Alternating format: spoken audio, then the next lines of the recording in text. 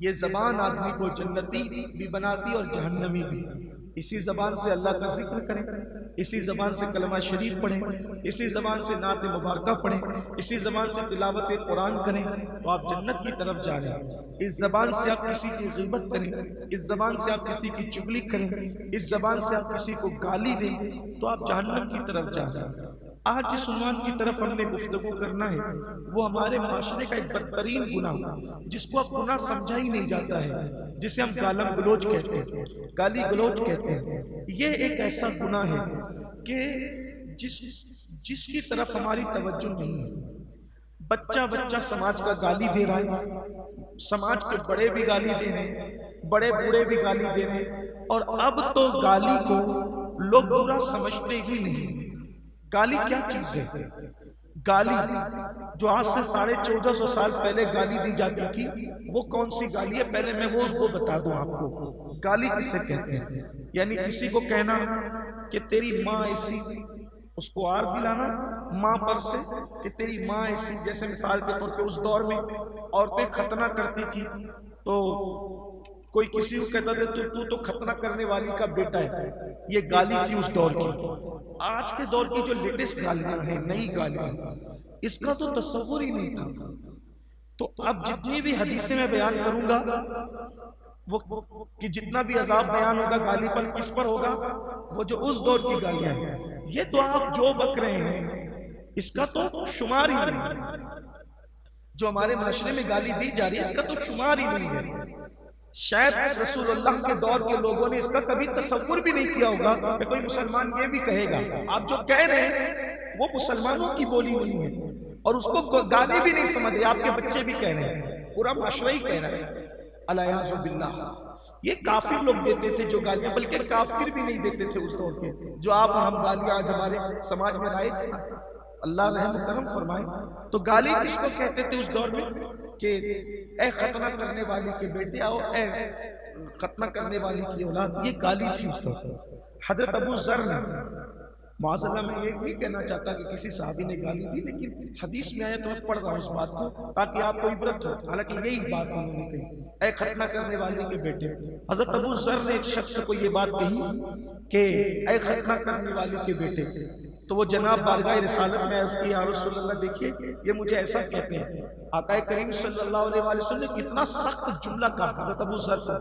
अबू ज़र, क्या ज़माने जिहालत की बातें अब भी तुम्हारे अंदर मौजूद है? इस ज़माने जिहालत से क्या मुराद है पता है? यानी दौरे कुफ्र की बात। आप गौर करें जुमला कितना है। आपसे मैं सिर्फ तवज्जो चाहता हूँ। आज खास ये उन्वान इमाम साहब की फरमाइश पर हाफिज़ उस्मान साहब ने मुझे कहा था कि इस उन्वान पर आप किसी इज्तिमा में गुफ्तगू करें। इज्तिमा में मौका नहीं मिला तो उन्होंने कहा जुमा में आ जाए। अब वो होते तो अच्छा होता, लेकिन उनको कहीं भेज दिया गया बयान किया। लेकिन उनका दर्दमंद दिल इस बात पर बेचैन हुआ कि ये बात होनी चाहिए। लेकिन आप तवज्जो करें, सहाबी रसूल की जबान से जुमला निकलता है खतना करने वाली के बेटे, आर दिलाने के लिए, और उसके बाद अल्लाह के रसूल अलैहिस्सलाम उस कंप्लेन पर कहते हैं कि क्या तुम्हारे अंदर अब भी ज़माने जाहिलियत के मामलात, ज़माने जाहिलियत की बातें अब भी तुम्हारे अंदर मौजूद हैं? और ज़माने जाहिलियत ज़माने कुफ्र को कहते हैं। गोया के आने वाले क़यामत तक के मोमिनीन को तंबीह की जा रही है कि गाली देना ये मुसलमानों का शियार नहीं बल्कि ये कुफ्र वालों का शियार है। किस बात पर? किस बात पर? सिर्फ इतना कहने अल्लाह के रसूल सल्लल्लाहु अलैहि वसल्लम ने फरमाया जो गाली देता है अल्लाह उसको अपना दुश्मन बना लेता है। अल्लाह उसको दुश्मन की हद तक बुरा जानता है जो गाली देता है। जो गाली दे अल्लाह उसे दुश्मन की हद तक बुरा जानता है। फरमाया गाली देना फिस्क है। किसी मुसलमान को गाली देना फिस्क है और मुसलमान से लड़ना ये कुफ्र है। ये हदीस है सियासत में कि मुसलमान को गाली देना फिस्क है और उससे लड़ना कुफ्र है। अब यहाँ कुफ्र से मुराद ये कि कुफ्र काफिरों जैसा अमल है। यानी वो काफिर नहीं हो जाता, लेकिन जैसे हदीस पाक में आया मन तरक सलात मुतअम्मिदन फक़द कफर, कि जिसने नमाज छोड़ दी वो काफिर हो गया, मतलब कुफ्र की हद तक पहुंच गया, यानी काफिरों जैसा उसने काम किया। तो यही कि मुसलमान से लड़ना ये काफिरों जैसा अमल है, और मुसलमान को गाली देना ये फिस्क है। फिस्क किसको कहते हैं? फासिक किसको कहते हैं? अल्लाहु अकबर। यानी जिसने अपनी गर्दन से अल्लाह की इताअत का कलादा उतार कर फेंक दिया हो उसको फासिक कहते हैं। जो अल्लाह की इताअत से बाहर निकल गया उसको फासिक कहते हैं। जो हराम काम का इर्तिकाब करे उसको फासिक कहते हैं। तो अल्लाह के हबीब अलैहिस्सलाम फरमाते हैं मुसलमान को गाली देना ये फिस्क है। थोड़ा सा गौर करें हम और आप, लोग तो बीवी को भी गाली देते हैं, और वो भी कौन सी गाली? अब ये जो अजाब मैंने बयान किया, चूंकि हुजूर अलैहिस्सलाम ने इसको बयान किया, तो ये किस दौर के हिसाब से बयान किया गया? उस दौर में जो राइश थी गालियां, उस पर इतनी वईद है। मैं बताना ही चाहता हूँ कि उस दौर की जो गालियां थी उस पर इतनी सख्त वईद है। तो आज के दौर की जो गालियां हैं इसका अंजाम क्या हो? ये माँ बहन बेटियां और इतनी नंगी खुली गालियां कि मैं समझता हूँ कि अगर कभी रास्ता चलते हुए कान से टकरा जाए तो तबीयत शर्म से पानी पानी हो जाती है। दिल ये कहता है कि हम इस माशरे में क्यों पैदा हुए, और पैदा हो गए तो पैदा होते हुए मर क्यों नहीं गए, ये दिन देखना क्यों नसीब हुआ। एक शरीफ और गैरतमंद इंसान आदमी की तबीयत ये कहती है, लेकिन कोई रोकने टोकने वाला नहीं है, बल्कि गालियों को गुनाह नहीं समझा जाता। बाज लोगों का हाल तो ये कि वो मजाक मजाक में भी एक दूसरे को गालियां देते, माँ बहन की, दोस्तों को गाली देता, ये मजाक है, कोई बुरा नहीं समझा जाता। जिस तरीके से गुस्से में गाली देना हराम है वैसे ही मजाक में भी गाली देना हराम है। और ये भी हमारे बुजुर्गों ने, सूफिया ने फरमाते हैं कि जो जिंदगी में जो जुमले ज्यादा कहता है, ध्यान देने इस पर, जो अपनी जिंदगी में जो जुमले ज्यादा कहता है मौत के वक्त उसकी जबान पर वो जुमले जारी होंगे। फिर उन बुजुर्गों ने लिखा अपनी किताबों के अंदर कि एक शख्स था,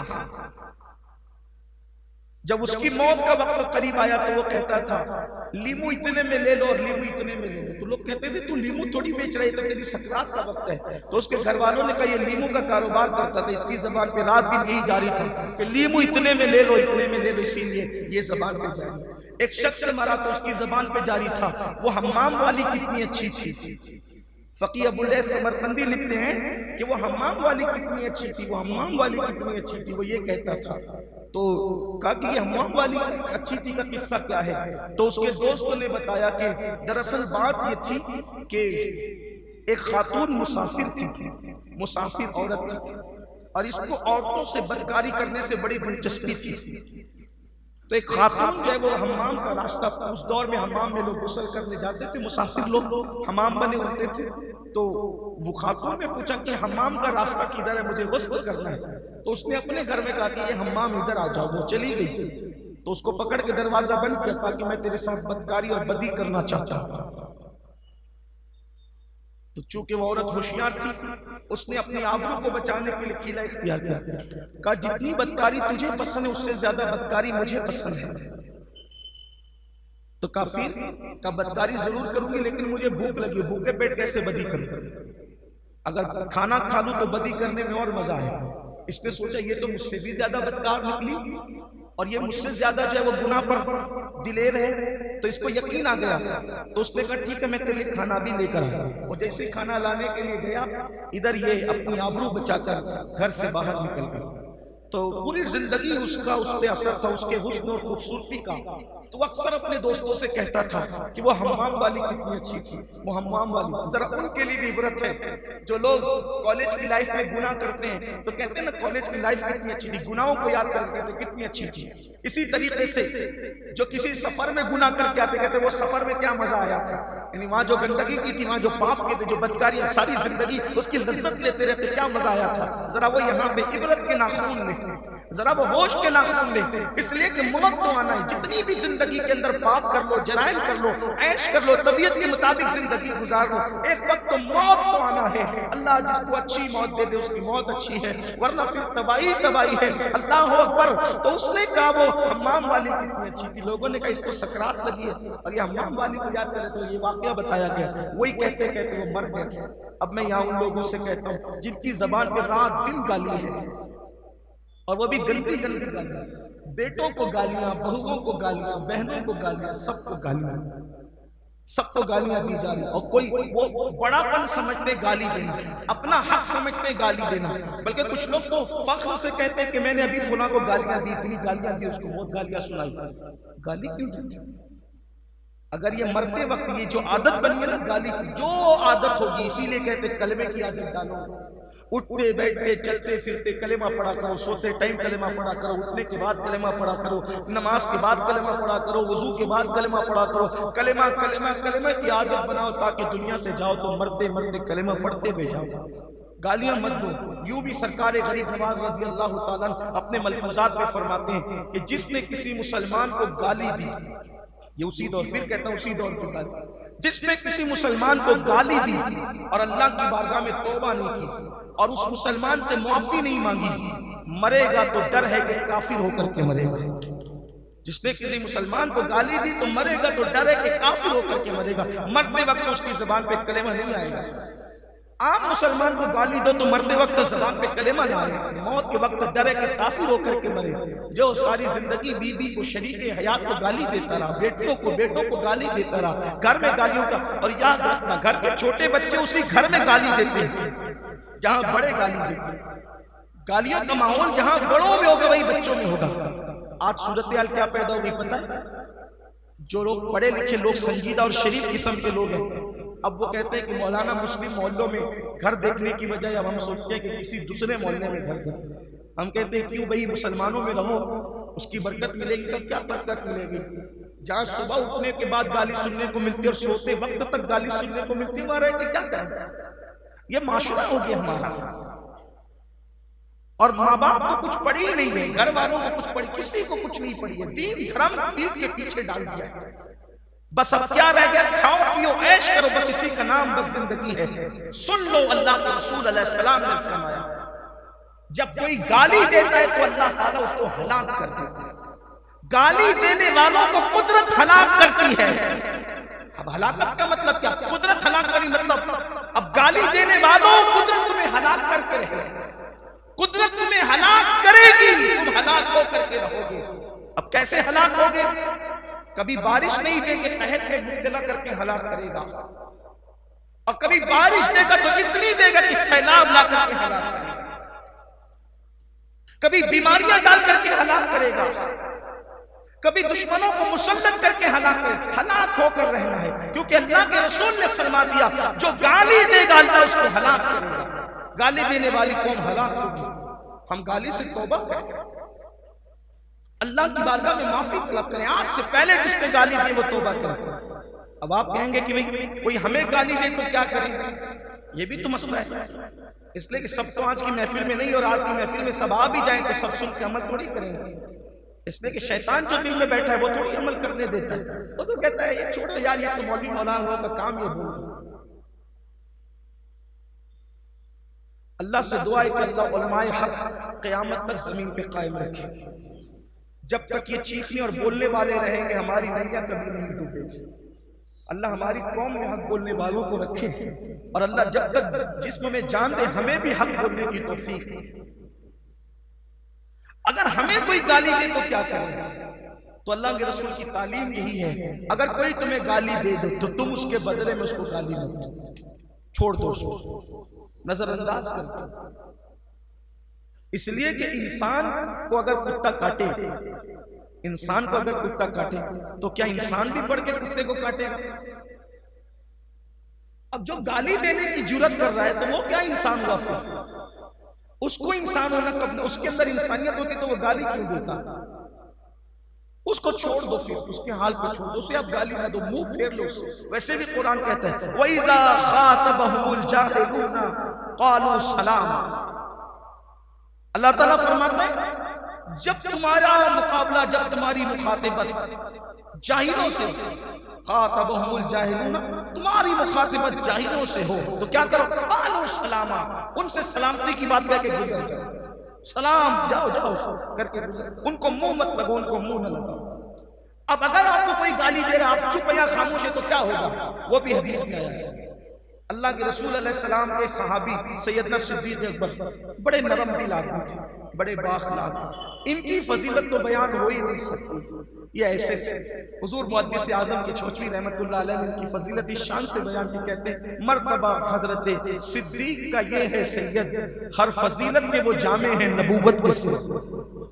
वो सिर्फ नबी नहीं थे बस, बाकी अल्लाह ताला ने सारे औसाफ उनको अता किए। बड़ी शान वाले बुजुर्ग थे। हुजूर की इनकी तरबियत की थी। जब कोई नहीं रहता था तो भी ये हुजूर की बारगाह में रहते थे। आका ने इनको औसाफ कुरान पिला दिए थे, असरार कुरान पिला दिए थे, रुमूज कुरान पिला दिए थे। गोया कि इनकी पूरी जिंदगी को कुरान के सांचे में ढाल दिया। औरों की भी, लेकिन इनकी खास बात थी। मेरे नबी का हर साहबी शान वाला है, तो हर एक की खुसूसियत जुदा जुदा है। तो सिद्दीक अकबर बैठे हुए, हुजूर भी तशरीफ फरमाए। किसी ने हज़रत अबू बकर सिद्दीक को गाली दी उस महफिल में। यानी बाज लोग इतने भी जुर्रतमंद होते थे कि अब वही गाली का मतलब वही जो मैं पहले बोल चुका हूं, यानी कि तू तो ऐसा है वैसा, यानी गाली की तारीफ मुतय्यन कर देते हैं उसको समझाने के लिए। किसी बंदे को उसके मनसब से गिरा कर कहना, ये गाली है। अब समझ गए गाली, सारी वही दे उसी गाली पर। अब जो हम दे रहे हैं वो बहुत गंदी है, लेकिन गाली मतलब क्या? किसी बंदे को उसके मनसब से गिरा कर बोलना गाली। मतलब आलिम को कहना ओ जाहिल, ठीक? आलिम को आपने कहा ओ जाहिल, गाली। नेक को कहा ओ बदकार, गाली। नेक इंसान को कहा ओ रियाकार, गाली है ना? यानी उसके मनसब से आपने हटाया उसको। इसी तरीके से किसी शरीफ आदमी को कहा ओ बदमाश, गाली है। किसी अक्लमंद को कहा ओ बेवकूफ, गाली है। अब समझ में आ गई गाली? यानी गाली किसी एक लफ्ज का नाम नहीं। इंसान को कह दिया ओ कुत्ते, गाली है। बल्कि किसी इंसान को कह दिया ओ पिल्ले, पिल्ला तो कुत्ते के बच्चे को कहते, ये भी गाली है। ये सब है गालियां। आसान जबान में किसी को उसके मनसब से, अब इंसान को कुत्ता कहा तो हो गई गाली, और कुत्ते को कुत्ता कहा तो गाली नहीं, क्योंकि उसका मनसब ही वही हो। इंसान को कहा पिल्ला तो गाली है, लेकिन कुत्ते के पिल्ले को कहा पिल्ला तो कोई गाली नहीं है। बात समझ में आई ना? गाली किसे कहते हैं? इंसान को उसके मनसब से हटा देने का नाम है गाली। एक बात क्या और अर्ज करूं, इसीलिए किसी भी मुसलमान को कभी जाहिल मत कहा करो। मुसलमान को कभी जाहिल मत कहना, ये गाली है उसके लिए। क्यों? इसलिए कि हुजूर का उम्मती कभी जाहिल नहीं हो सकता। वो अनपढ़ हो सकता है, वो अनपढ़ हो सकता है, लेकिन वो जाहिल इसलिए कि जो रसूलुल्लाह को जानने वाला हो, वो जाहिल कैसे हो सकता है? वो जमाने जाहिलियत वाला जाहिल कह रहा हूं।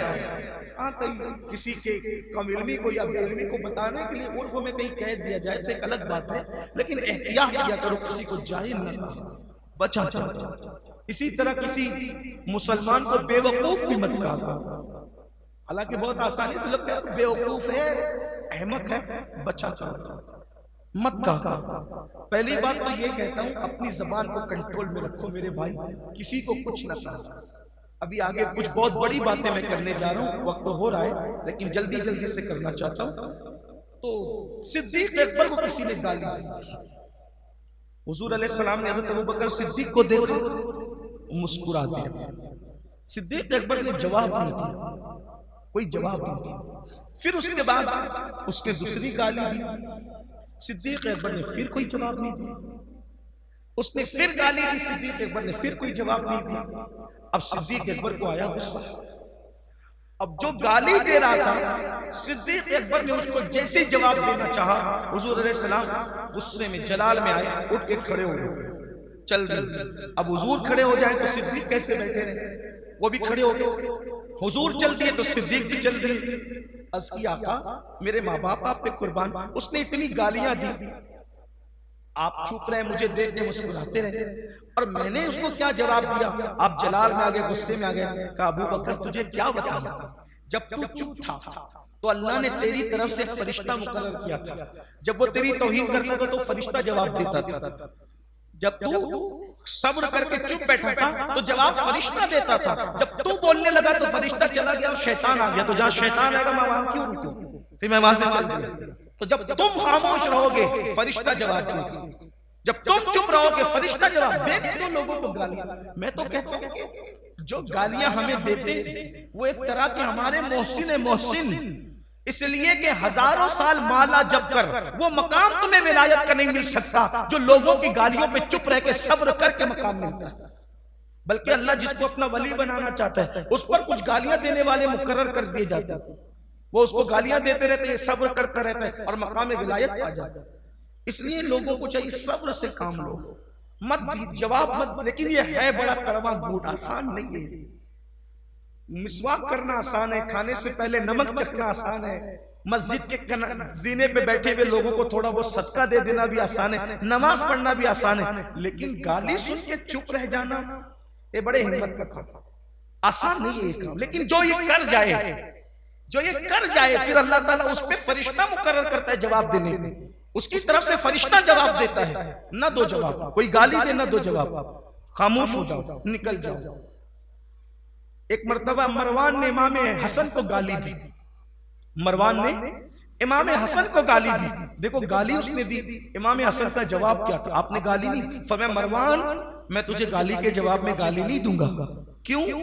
उसकी वजह यह है कि अंदर जिसके जो होता है बाहर वही निकलता है। अलबत्ता तूने मुझे गाली बड़ी गंदी दी है, मैं अल्लाह से इतना ही अर्ज करता हूं कि तूने मुझे जैसी गाली दी अगर मैं वैसा ही हूं तो अल्लाह मुझे माफ कर दे, और अगर मैं वैसा नहीं हूं तो अल्लाह तबारक व तआला तुझे तौफीक अता करे कि तू ऐसी बात ना किया कर। देखिए ये जवाब है गाली का जवाब। इसलिए हमें चाहिए गाली से तो आज सच्चे दिल से तौबा करें, किसी को गाली ना दें।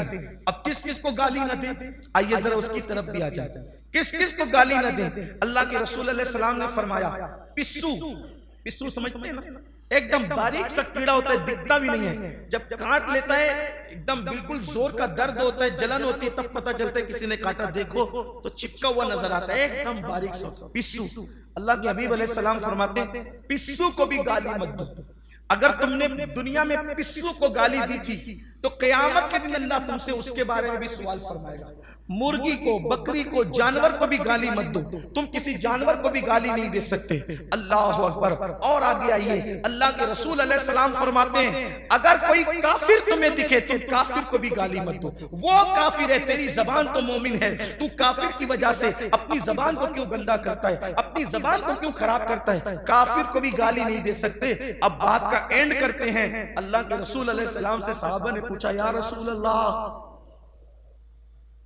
काफिर को तो गाली नहीं दे सकते, क्या शैतान को गाली दे सकते?